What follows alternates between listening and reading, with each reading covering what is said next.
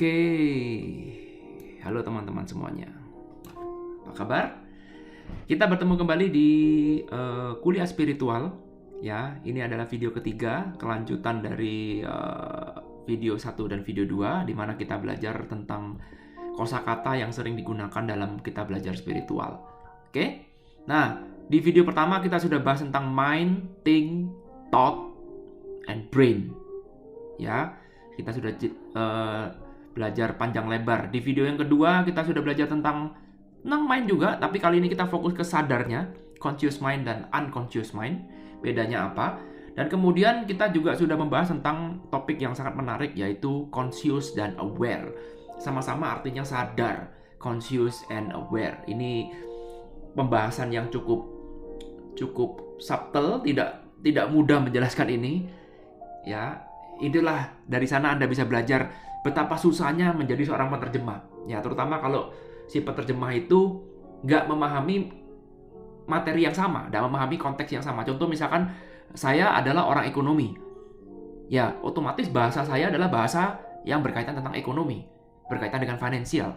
Begitu disuruh terjemahkan tentang conscious and aware, maka saya nggak tahu bedanya conscious and aware, maka hajar aja dengan kata sadar. Tinggal buka Google, semuanya artinya adalah sadar. Sadar yang bagaimana? Nggak tahu, pokoknya sadar. That's it. Ya, jadi akibatnya yang baca jadi bingung. Yang baca kurang mendapatkan pemahaman. Ada beberapa kata yang sering kali rancu, ya itulah fokus dari video ini. Karena tanpa kita punya pemahaman yang dalam tentang kata itu, hanya asal diterjemahkan, hasilnya akan kacau balau. Anda nggak akan mendapatkan pesan dari si penulisnya itu. Oke? Lanjut. Kita di video yang ketiga akan membahas tentang trust and belief.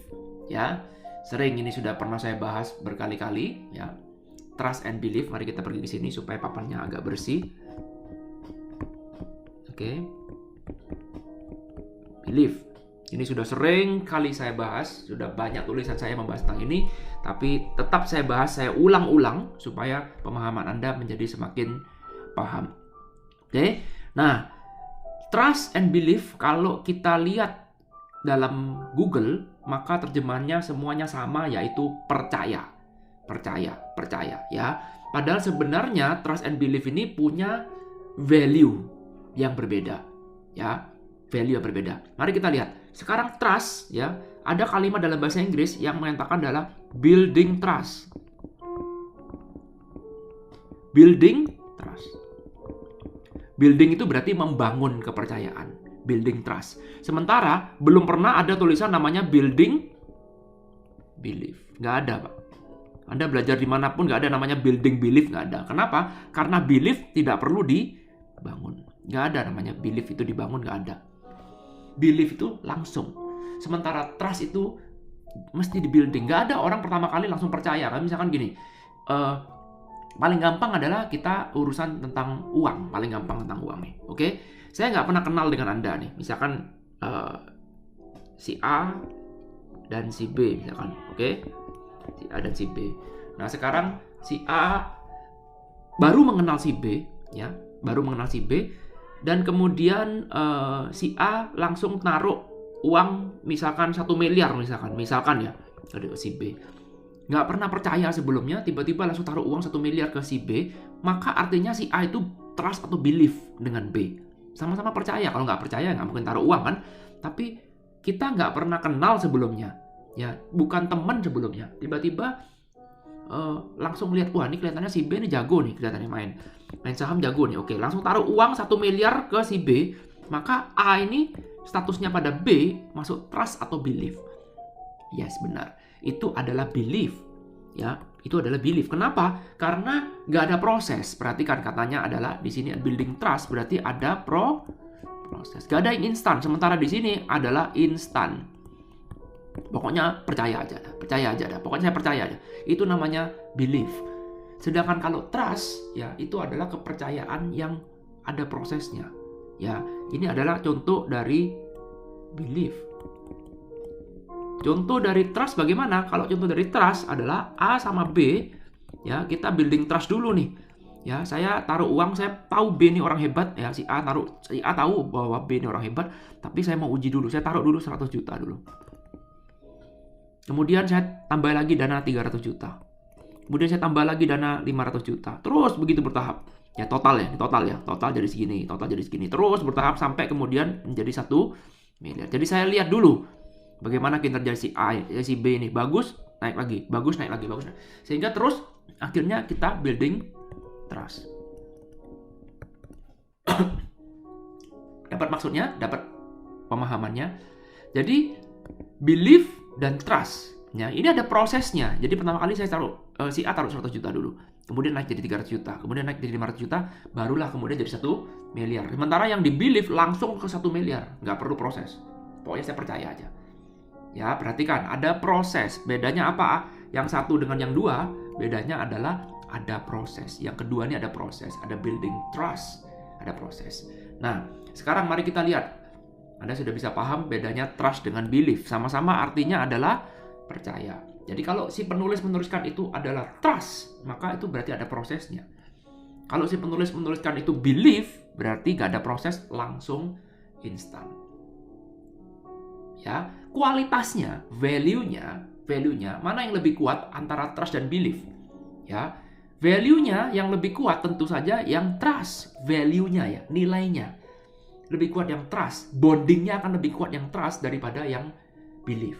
Yang belief ini instan, ya langsung beda dengan trust ini, dia tuh step by step.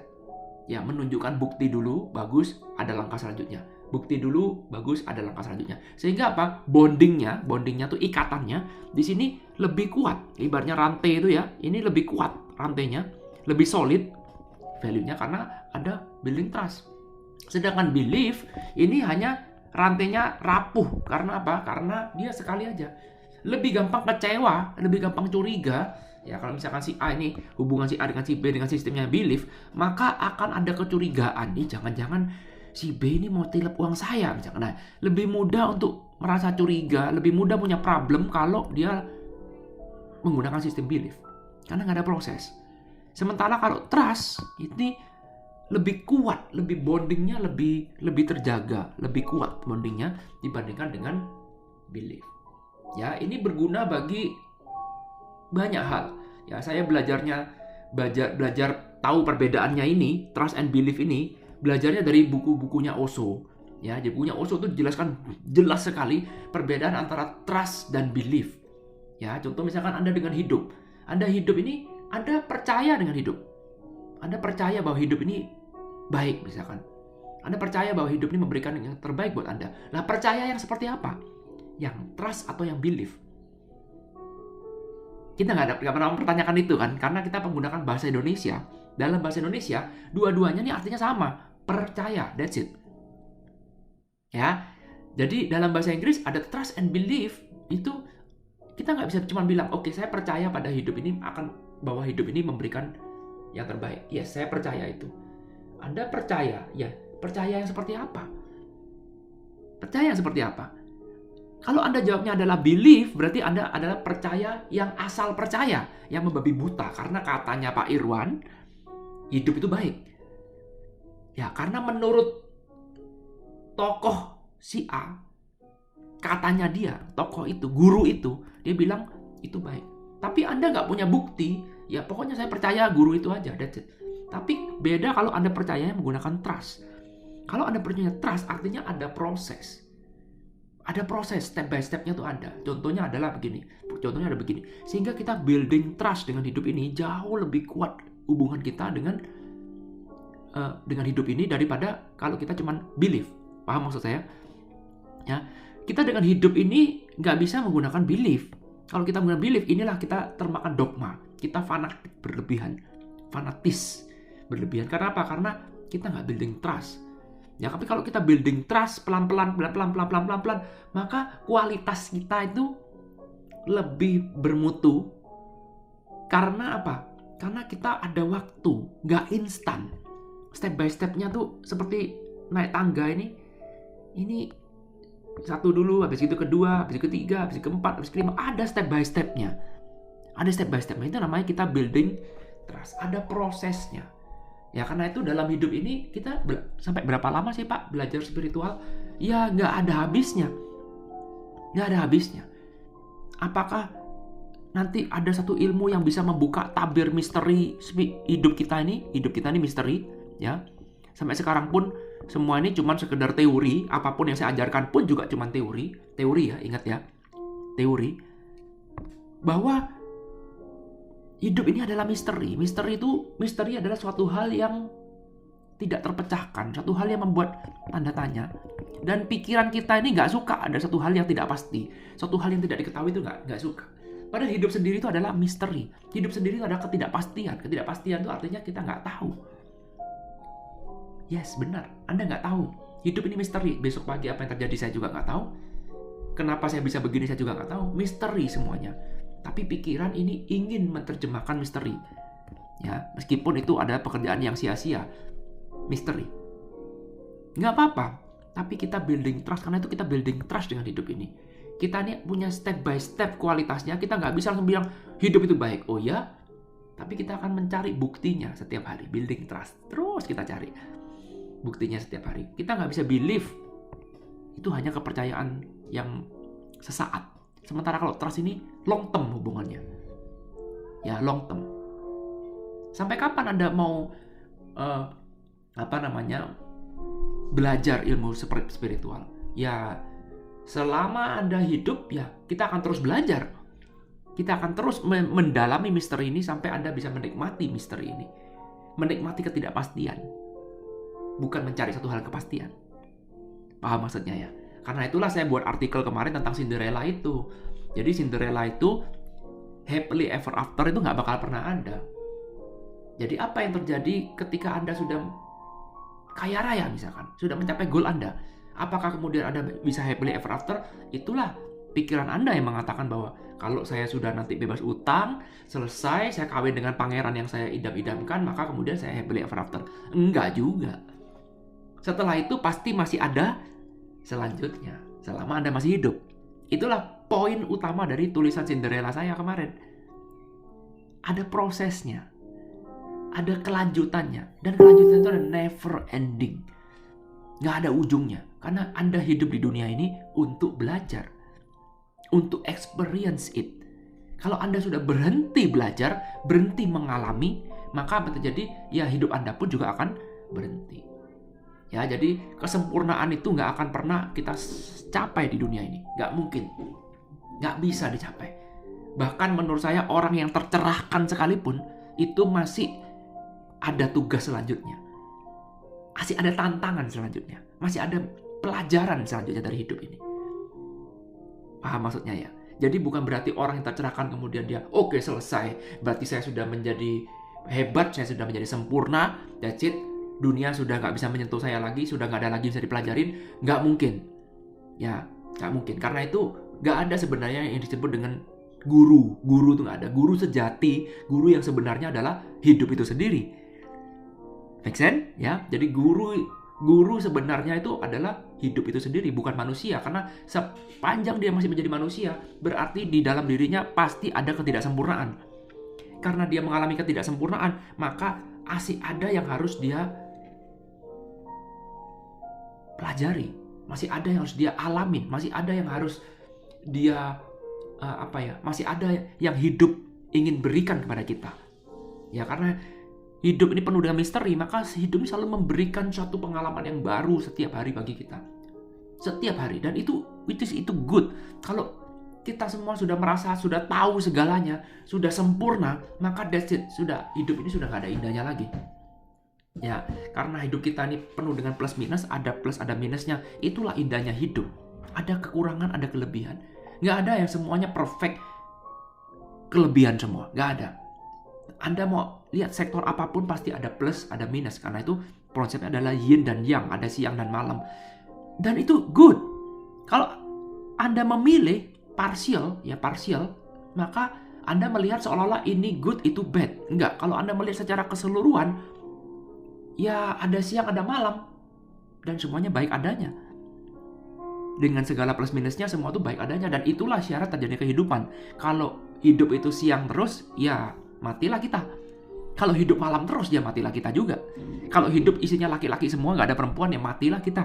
Punahlah kita. Demikian pula kalau kita hidup isinya perempuan semua, gak ada laki-laki, ya matilah kita. punahlah kita.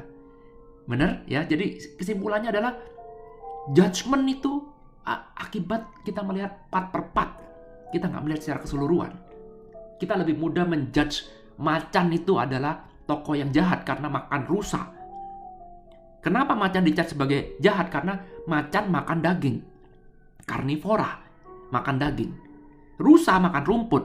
Jadi kita seolah-olah bilang bahwa makan rumput herbivora itu lebih mulia, lebih baik daripada karnivora.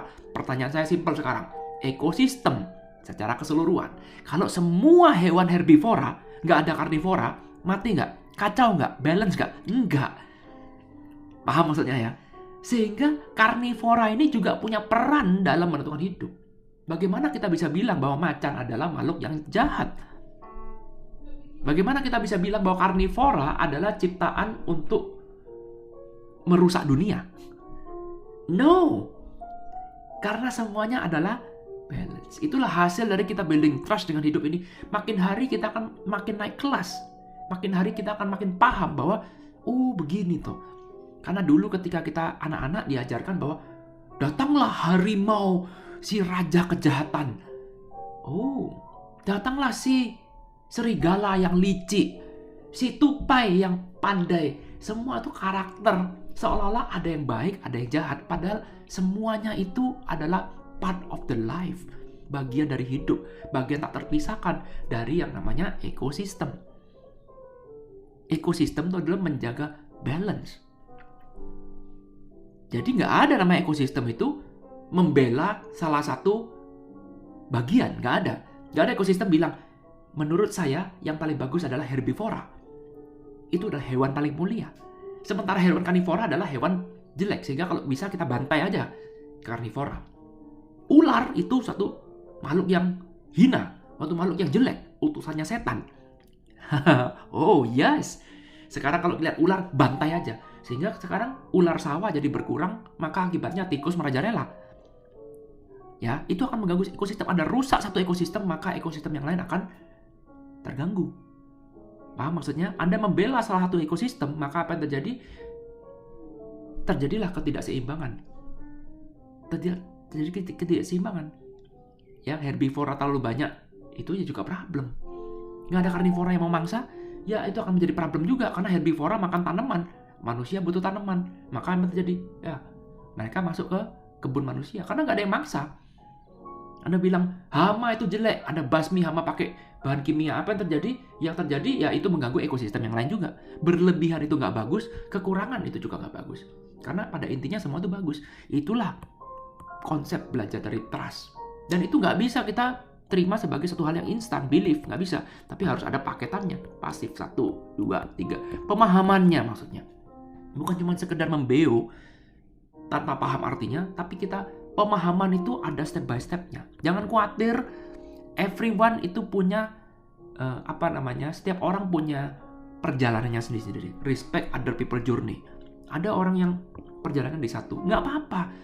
Ada juga perjalanan orang di 3. Bukan berarti bahwa orang yang perjalanan di level 3 menghina orang yang di level 1. Nggak boleh. Karena apa? Setiap orang pasti ada perjalanan sendiri-sendiri. Dan saya percaya semua perjalanan itu berujung kepada satu yang disebut dengan kebaikan.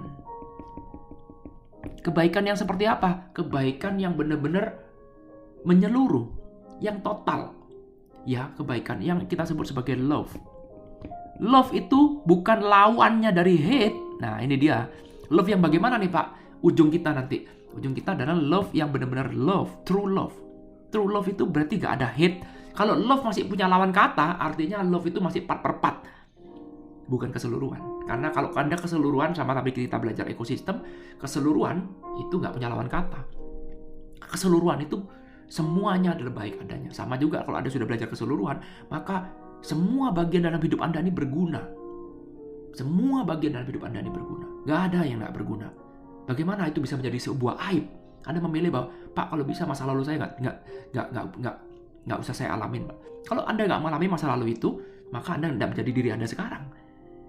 Simpel kan? Jadi semua apapun yang Anda alamin, yang Anda sebut itu suatu kejadian yang baik ataupun yang buruk, itu kan hanya sebuah judgment. Anda menjudge itu karena apa? Karena Anda part per part. Anda nggak melihat itu sebagai suatu keseluruhan. Paham ya maksudnya ya? Itu artinya dari trust and belief, value-nya. Value-nya, Anda harus lihat value-nya. Sama-sama artinya percaya, tapi value-nya. Value-nya. Tadi kita juga sudah bahas tentang trust, bagaimana kita buat trust dengan hidup ini. Bukan belief dengan hidup ini. Belief itu terlalu apa ya? Kurang lah value-nya. Tapi kalau trust itu, kita nggak bisa semalam trust sama hidup, nggak bisa. Karena itu pembelajaran spiritual itu terus. Kita belajar terus, nggak ada selesainya. Semakin kita pelajari, semakin kita mengenal pemahaman, semakin kita paham, dan semakin kita menyadari bahwa hidup ini memang baik adanya. Paham maksudnya ya? Oke? Semoga video ini bisa membantu Anda mempelajari ya arti dari kata trust and belief. Video ini saya cukupkan sampai yang ketiga aja ya. Oke? Yang ketiga aja. Kapan-kapan kita akan membahas yang keempat ini ya. Akan ada jeda waktu karena ini pembahasannya cukup sensitif ya. Kalau kita udah ngomong yang keempat ini, memang sering ditanyakan higher self, God, oh my god, soul ya, jiwa, inner self dan consciousness. Saya tunda dulu, saya pending dulu ya, mungkin sampai dalam waktu yang entah kapan nanti kita akan pending aja dulu untuk yang keempat ini. Jadi video ini saya selesaikan dulu sampai yang sekarang karena nanti kita lihat lah bagaimana respon dari pemirsa saya ya, apakah kita layak membicarakan seperti ini karena ini adalah materi yang sangat-sangat sensitif ya. Kita perlu kedewasaan untuk membahas ini, dan kalau salah, waduh, apalagi zaman sekarang nih sangat-sangat sensitif membicarakan tentang politik dan agama ya. Ini di sini sudah ada masuk yang namanya agama, ini wilayahnya agama, nanti lebih gampang untuk kita bisa ribut ya, karena judgement-nya keras sekali ketika kita sudah bicara tentang yang topik yang sensitif seperti ini. Oke? Jadi yang keempat nih saya pending dulu, pelan-pelan saya kasih pemahaman dulu karena ini sangat-sangat materi yang sangat sensitif ya. Dan saya juga bukan tokoh agama, nanti di judgement saya nggak punya wewenang untuk bicarakan tentang yang seperti ini, karena kalau sampai salah, padahal salah itu ya nggak apa-apa karena kita akan belajar ya, tapi untuk topik yang satu ini, yang keempat ini, no, nanti dulu mungkin kita lebih baik bahasnya dalam satu private group, mungkin lebih bagus, tidak membahas ini di tempat yang umum, karena tempat umum ini saya terutama saya tidak mengenal audiens saya bagaimana. Salah mengucapkan kata di yang sini, lah ini dampaknya sangat-sangat fatal ya, sangat-sangat fatal ya. Ini sensitif sekali ya. Saya juga heran bicara seperti ini nggak semudah di Amerika. Kalau di Amerika ini grup-grup spiritual itu bicara seperti ini tuh kebebasan berpendapatnya tuh sangat-sangat tinggi kalau di Amerika, tapi tidak di Indonesia. Ya, Anda paham ya? Kalau di Indonesia masih belum menuju ke sana, tapi nanti saya yakin lama-kelamaan kita akan menjadi pribadi yang freedom ya. Artinya kita terbebas dari dogma ya, dan itu lebih gampang lebih gampang diskusi kita, bukan percaya, lebih gampang diskusi kita membahas hal-hal yang beginian ini. Oke? Jadi sekali lagi video ini sudah saya habiskan sampai yang ketiga ini. Atau kalau misalkan Anda punya lagi topik lain selain yang ini, ya ada kata-kata lain, Anda boleh, nanti akan saya buat video selanjutnya yang membahas tentang kosakata ini ya. Terima kasih sudah menonton video ini. Komen-komen di bawah, saya ingin tahu bagaimana pendapat teman-teman semuanya. Sekali lagi, saya bukan guru, saya bukan master. Jadi video ini, pemahaman ini bisa salah, nggak pasti benar. Anda cari literatur sendiri, ada Google, Anda boleh diskusikan ini. Yuk kita sama-sama diskusi, kita sama-sama belajar ya. Kalau memang ada kesalahan, saya open kok terhadap semua macam masukan. Ya, sekali lagi, saya nggak pernah mengklaim bahwa ini paling benar loh ya. Enggak loh, karena saya bukan guru. Jangan jadikan ini sebagai acuan. Enggak, catat aja. Anda jadikan ini sebagai bagian dari perjalanan Anda.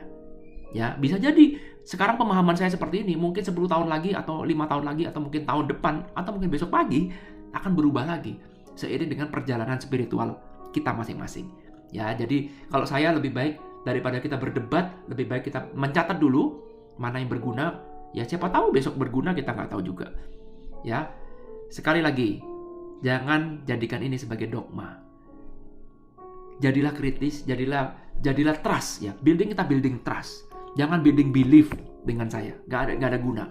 Ya, Anda building trust. Jangan percaya semua omongan saya. Gak. Ini cuma berdasarkan apa yang saya tahu. Dan apa yang saya tahu ini terbatas, bisa salah. Oke? Terima kasih teman-teman sudah mengikuti sampai video yang ketiga ini. Semoga video 1, 2, 3 ini bisa memberikan manfaat. Sekali lagi, tidak ada video yang keempat yang membahas tentang ini, seperti yang dibaca video yang pertama, karena materi ini sangat sensitif.